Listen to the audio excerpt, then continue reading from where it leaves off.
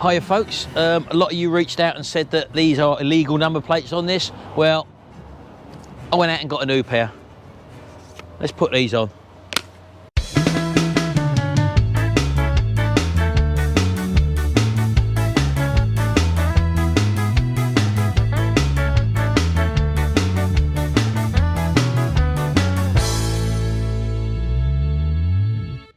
Right, well, it looks like you're enjoying the Mondeo, and it's been driven now quite a few times by me, and a few little things we want to do to it at the beginning. One is obviously change these number plates over.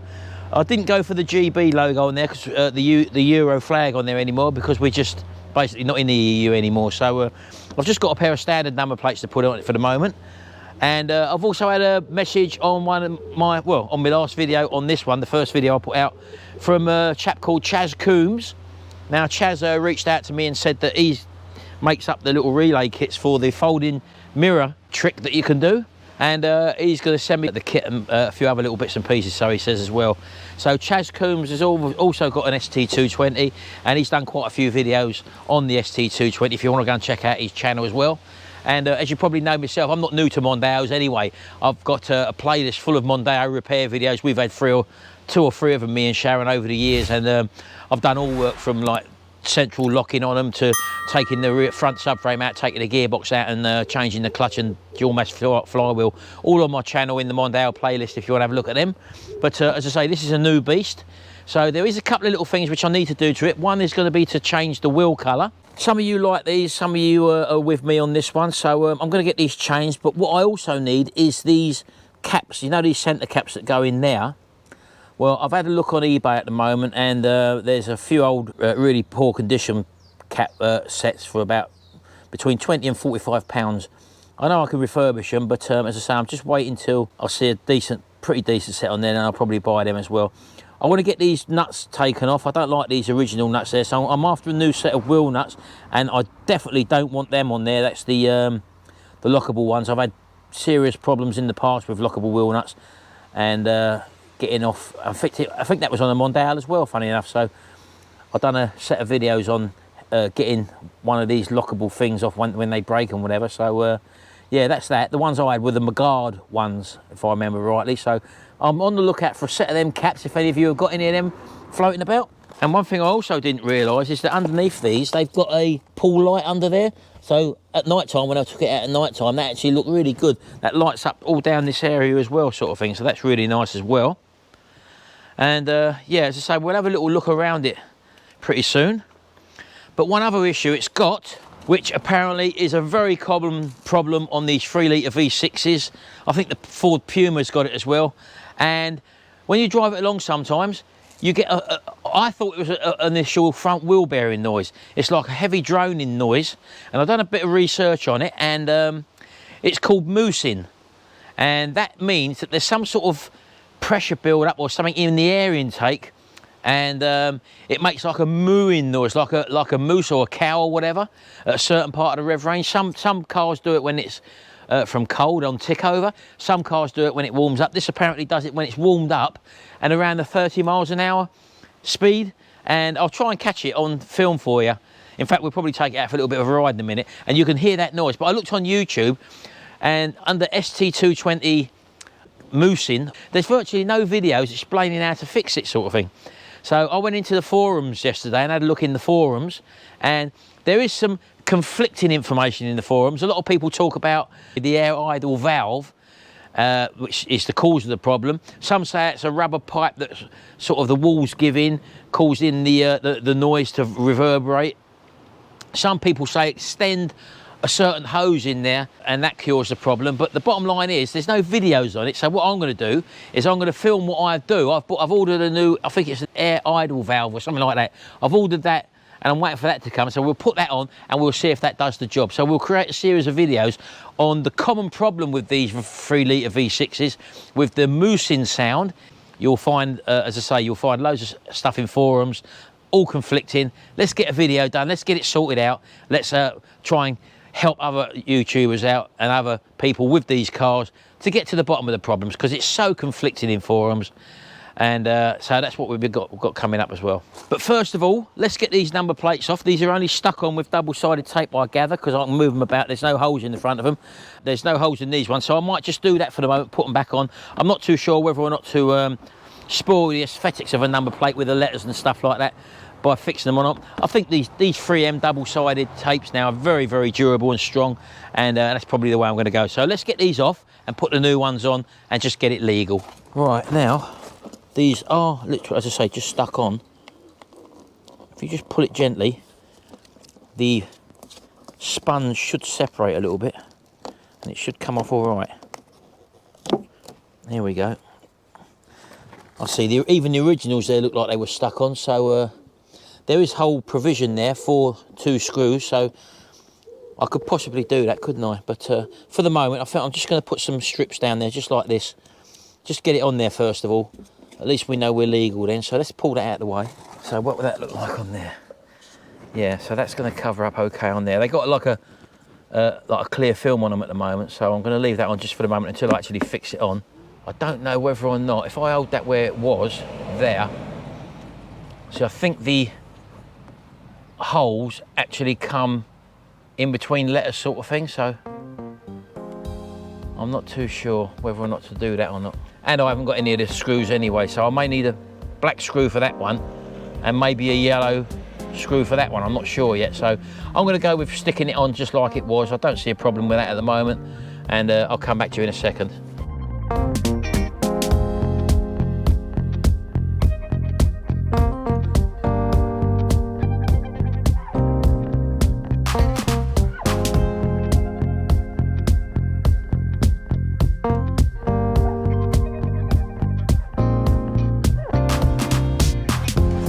There we go, there's our first little job done. That's on there, lovely and firm. I don't think I will put the bolts through there. As I say, these are modern tapes now. These like double-sided tapes are so really durable now that putting the bolt screws through there, I think will just spoil the aesthetics of the actual plate as well. So I like that the way it is, and that's the way I'm going to keep it. So I'm going to do the front one now, and I'll come back to you when I finish that. See you in a minute. Okay, this is the front one now, and I've had to screw this one on. This one had the screws in it, so I've gone ahead and just punched through the holes with the screws, the original holes, and I will touch them up with a bit of white paint on that one and a bit of black paint on that one. That's where the holes come, so I couldn't do nothing about that. I think the reason why they put the screws on this one is because this one's got so much more wind pressure. Fly, hitchhikers, look. So much more wind pressure on it, so there's a bigger risk of this one actually coming off or dislodging or whatever. So I've double-sided taped it as well, so it's definitely not going to come off now, and that's it. I'm happy with that. Now we've got a legal number plate. There we go, happy days. Let's get in the back for this one. I thought I'd come into the back of the Mondeo. It's a nice place to be actually, so it's a bit warm in here mind you, but it's very windy outside, that's why. Well, a lot of you have been asking what about the car, things that have been done to the car in the past and all that. A few of you know what to do when you go to buy a car, but for those of you who don't know what to do if you're going to buy a car or know what to look for, there are some checks you can actually do before you actually even physically go to see a car or choose a car to go and inspect, basically. This is if you've really got no idea about what to look for in a car. Now, there's 2 websites you can visit.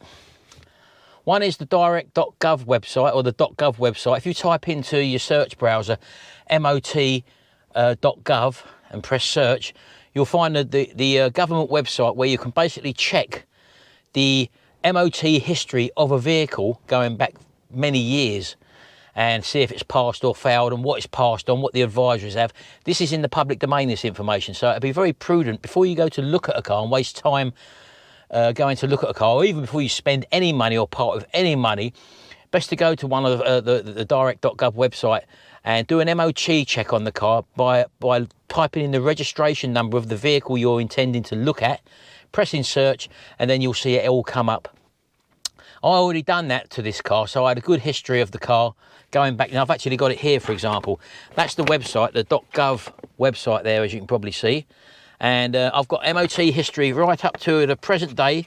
It's valid till the 20th of November this year. And the previous one I've got is right the way back every year to 2000 in January. As you can see it, where it says it's passed in 2007 back in January. So a whole myriad of information you can actually get online of all the previous MOT. So basically, it's a way you can double check what the owner is saying, because don't forget, the owner, when they're selling the vehicle, they're not obliged to tell you anything. It's your due diligence which gets the information. And using these online websites is the best way of finding previous history of a vehicle, especially if there's no service history. You can see what it's failed on or passed on in previous years. So someone did mention in the comment section, and I actually mentioned this because I already knew this information, they'd obviously looked on this website and they said, oh, it had an engine management light on. I'd be very concerned about that. Well, if you actually listen to what I said in the first video on the Mondeo, that it had been decatted before. In other words, the catalytic converters are took out. Now, on today's modern cars, that pulls up an engine management light on the dashboard. It doesn't change the performance, but it used to be okay to drive cars with that engine management light on. They changed the rules this year, and hence the chap who had it just before me had to put the catalytic converters back on, and that put the light out. So I already knew that information because I've already done these checks, as I said. So going back, the few things which the chap told me he had, he told me he had new suspension arms on the front, he told me he had new brakes on the back, he told me he had new tyres on the back, and all that was actually confirmed. If you actually go back when it passed in November 2019, just gone, the monitor and repair if necessary was the offside rear tyre close to legal limit. That one's obviously been changed. The near side front suspension pin or arm bush is worn. The offside front suspension arm bush is worn. Well, he's actually had two brand new lower arms on, so that would have sorted that out.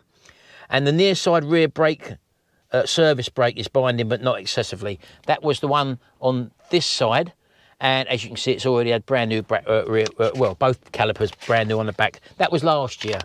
The year before, the year before that, 2018, there was no problems whatsoever. It's passed in 2017. It says that the tailgate lifters, the hydraulics pole, well, they've obviously been done because they've been changed, so that's probably had a new set of them. It said it had windscreen damage, 40mm or whatever. That's obviously been done because it probably had a new windscreen in it, so that's been done. Power steering hoses, slight seepages, they've been done.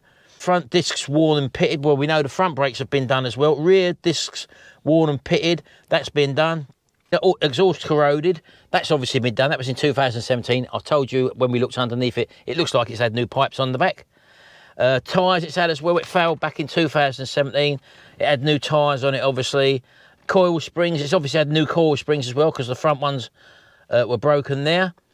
So you can, as I say, you can go basically back and arm yourself with enough information to know exactly what's been done, what it's failed on, and has it still got them issues. One thing I will say is that there are still other things you probably want to know about a car which you can't get free on the direct.gov website, and there are paid services, and there are many websites out there you can go on. I've used, for example, before I went down the car and before I even started negotiations with a chap, I went on a website called instantcarcheck.co.uk, and on that website you can find a host of other information where you have to pay little bits of money.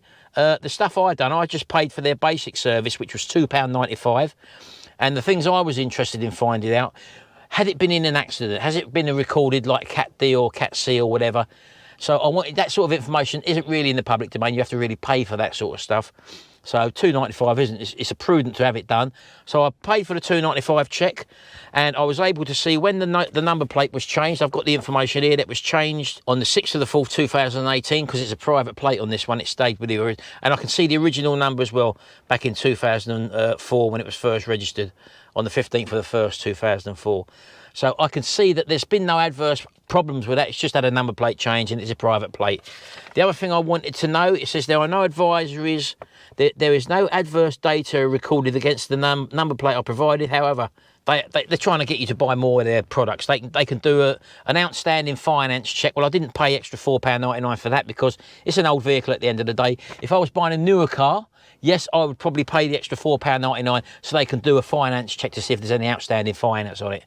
Mild discrepancies, I wasn't worried about. They charged £2.99 for that because you get all that information in the MOT history going back sort of 10 years or whatever, so you can see if it's had a discrepancy in the mileage. So I didn't want that one. So as I say, the basic checks which I wanted was the number plate transfer when it happened. I've got that. It's not on any adverse data records or whatever, and it gives you all the vehicle description there, so you can check out the engine numbers and stuff like that, and the chassis numbers to make sure. It gives you all the vehicle details, and the other information which I was interested in is the vehicle ownership column, and there it says police stolen, and it's got license plate not currently recorded by the police as stolen. So it's not down as a stolen car, which is always a worry when you're buying something. It's not theirs to sell. Insurance theft. License plate was not recorded by an insurer as a theft, so it's never been recorded as a car that's been stolen. Security watch. This is another important one. The license plate is not currently recorded as at risk on the security watch register. Now that happened. Oh, hello, baby. Come in for a minute. Come in. I'm in here, baby. It's nice and hot in here. It's like a sauna. I just want to walk down the road. Yeah, all right. Okay. Well, I'll come down with you. Just give me a second. I'll just finish this off. Well, we'll drive down the road because I want to see. I want to catch that noise, Sharon. So that bit of information could be important, because sometimes certain cars are targeted because their driver has previously been done for drink driving, for example. And if it's on the at-risk police register, you will find yourself forever getting pulled up, sort of thing. So that's just another check that paying for it can actually cure. And plate transfer has been recorded, so that's not a problem. Condition alert, vehicle condition. Now, this is another one you want to be interested in. The license plate was not recorded by insurances as a total loss or a write-off, and it's also not recorded as a repaired insurance vehicle. In other words, it's not a Cat D, it's not a Cat C, been repaired and back on the road. Those are the main ones which you want to worry about. It says about the logbook, where the logbook's been issued, so you know that it's all legit. And basically, that's all the information that I was interested in. And as I said, I paid £2.49 for the extra information. If I was buying a newer car, I'd pay the extra bit to find out if it was like on a finance register or whatever like that, with any outstanding finance. But anyway, so yes, I do my checks. So those are pre-checks I've done before I even made contact with a chap. It cost me £2.50 or £2.49 or whatever. The direct gov information was free. That's very prudent. If you don't know anything about cars yourself, you can use a little bit of common sense looking at the previous MOT history, seeing what work's been done, and actually check to see if there are any discrepancies. One thing I will say, you'll find a lot of people when they're selling the car privately, they tend to blank the number plate out. Now, what you want to do, if you see a car that you do like, because a lot of people think security issues, someone might nick the identity of the car, which is basically not going to really happen. It doesn't really happen anymore. And as I say, there's all these other security places in schemes in place to stop that happening anyway. A police car, if it sees a number plate and it's not registered to the car it's on, they automatically do a number check on it and it pulls up that there's a problem. Anyway, so don't worry about that. But anyway, so yeah, I've done them checks, so I know all about the car before I've done it. And plus I've also done my own physical checks, like knowing a certain type of car's problems. Like as I say, I didn't want a problem with the clutch DMF system or the because it's a big job taking the gearbox out. So I've done a few check clutches and stuff like that. I checked the suspension turrets and other rusting points on it. They all seemed okay. It's obviously had a bit of work done to it down the line. It might have had bumpers touched up or whatever, but at the end of the day, you are buying a 14-year-old car. And it is a classic at the end of the day, and it's appreciating classic, this one. I've had other people ask me how much I paid for it. Well, I'm not going to let that information out yet. What I'm going to do, because I'll be on the triumph for claim now, I want the triumph for claim gone by the end of August. So I want to be finishing that. And once I've sold the triumph for claim, I will then let you know what I've paid for the car and the balance of what it's cost me, like, to whatever. So yeah, so that's what I do when I buy a car, and I would advise you probably to do something very similar if you're buying a car and you don't know anything about cars. But even if you do know about cars, you can just cross-reference stuff, what the MOT history says as well. Anyway, that's enough of that. Let's turn the camera around, let's get in the driving seat and see if we can get that moosing sound, which is a common problem on the old V6 3 litres. Right, let's get in. I've got to put them on, folks. Hey, Shell? Mine don't let you go faster. Boy racer. I've been called a boy racer. Bloody cheek, some people. So let's just start her up. I've got to get the aircon on, Shell. It's really hot in here. Yeah, I want you to try and hear that moosing noise. It doesn't happen all the time. It's a common problem. It freaked the life out of me when I first heard it. I thought, oh no, what's that? Even after all them checks I've done, that happened. It's a common thing. Let's put that temperature down a bit, eh? Hope the old wind noise don't pick up. But as I say, I noticed it does it when the car's warm. Oh, here we go. Can you hear that? It's not a wheel bearing because I'm not going along, look. But flip the throttle. That will go, believe me, that will go. But it's a common problem. It's enough to frighten you though when you first hear it. It's only at a certain rev range. Apparently it's some sort of oscillation, I think, by what I can gather. And because the car's still obviously warm, that's the problem. But as I say, not a YouTube video on there good enough to solve the problem, so that's why I'm going to be doing one. And as I say, there's lots of information in forums, and it's all conflicting information. There we go, look, so it normally happens around 30 miles an hour. But then other times it clears. Just put your foot down a little bit more, or a little bit, and it's called moosing. Don't matter what gear you're in, but when you're going along, you might think it could be a wheel bearing. Hey, Shao. Some people have said they've cured it by changing the length of some pipe, but I mean, apparently that's just a workaround. It's like taking, when you've got a fever, it's like taking a paracetamol if you've got like an infection, and that just gets rid of the headache and the temperature, but it don't cure the infection. You need antibiotics for that. So it's a workaround basically. So I'm not interested in workarounds. I've bought, as I say, I think it's an air idling valve or something like that. I'll pay £20 for it. It's a brand new one on eBay, so we'll see what that turns up like. We'll change that, and then we'll see if that solves the problem. Where am I going first, yeah? Post office. Right, you want to go to the post office. Let's turn in here then. But the great, as I said, the thing about this ST220 is that you can drive it around town. It's very, very tractable. And a few of you might have also seen that James from the Savage Garage, he's also got a Mondeo ST. He's got the ST200, which is the diesel version. I'll see you in a minute, baby. I'm going to leave the aircon on because I'm blinking hot in here. And he's got the ST200. And the thing about James, and what I found recently, Chaz Coombs videos, like myself, they try to help out the average person who doesn't really want to go to a garage. We come from a time where you sort of, well, I come from a time where you repair cars yourself, sort of thing.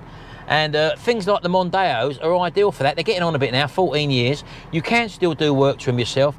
And people like to say, James from the Savage Garage, and also Chaz Coombs, myself included. I've done a host of Mondeo videos, as you probably know. We've saved people over the years quite a lot of money and hassle, because to send them cars in, a car about 14 to 15, 16 years old, into a garage, for like a clutch, for example, you talk about it's worth the amount of money they want to change a clutch in a Mondeo Mark III, for example, is something like 800 to 1,000, 1,200 pounds, and that's probably more than what the car's worth. So doing it yourself, although it's quite a big job on one of these Mondeos, as I've got a whole series of videos involved in that, you can take it on. I've done it all myself, even dropping the subframe, the front subframe and stuff like that, an engine bar going across the engine to hold the engine up while you take the subframe out.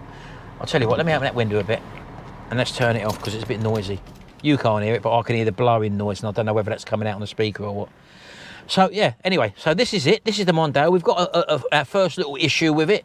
It's a common problem, as I said to you, and it's the moosing noise. It's called moosing. Type in ST220 moosing into Google, not into YouTube. You won't find nothing there at the moment, apart from a couple of silly little 40-second videos which someone just recorded on their camera phone, and they're not very clear. So I'll be doing a full in-depth video of the moosing situation, and hopefully that'll help a lot of people out as well.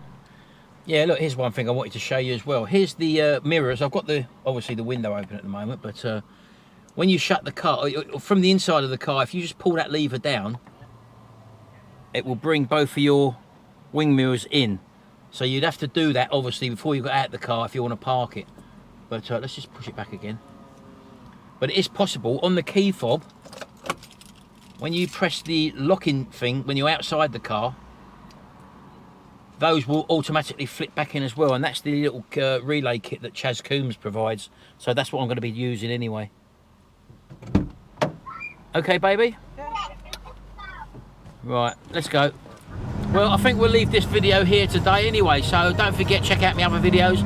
Also check out Chaz Coombs' channel, and also check out James at the Savage Garage, both Mondeo ST owners.